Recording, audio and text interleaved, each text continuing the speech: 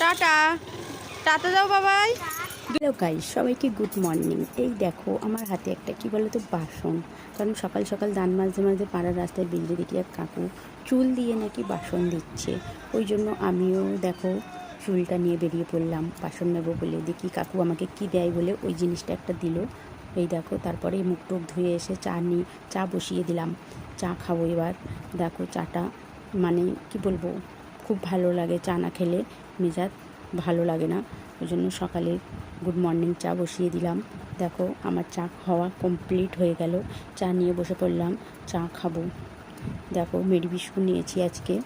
নানা রকমের বিস্কুট থাকে, আজকে মেরি বিস্কুট নিলাম। আমরা গরিবের আর কি খাওয়ার বলো বন্ধুরা, চা বিস্কুট ছাড়া। আর দেখো ভাতের হাঁড়ি বসিয়ে দিলাম সকাল সকাল। একটু দেরি হয়ে গেছে আজকে রান্না করতে। চলো একটু তাড়াতাড়ি রান্না করতে হবে। দেখো রান্না করতে করতে আমি বসে পড়লাম একটু পাকার হাওয়ায়।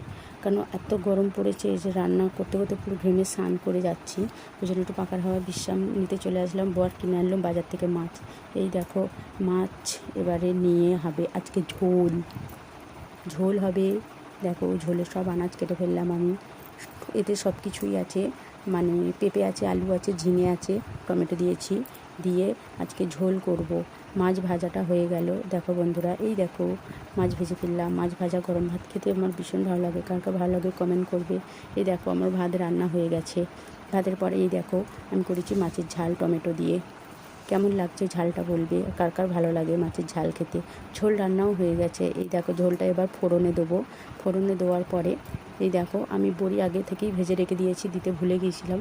বড়িটা উপর দিয়ে দিলাম। আর তাড়াতাড়ি বড়ি দিলে গলে যায়, ওই জন্য লাস্টে বড়িটা দিয়ে ঢাকা দিয়ে রেখে দেবো। গরমে বড়িটা সিদ্ধ হয়ে যাবে।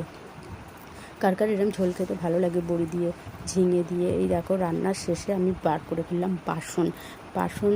এবার মাজতে তো আমাকেই হবে, রান্না করেছি।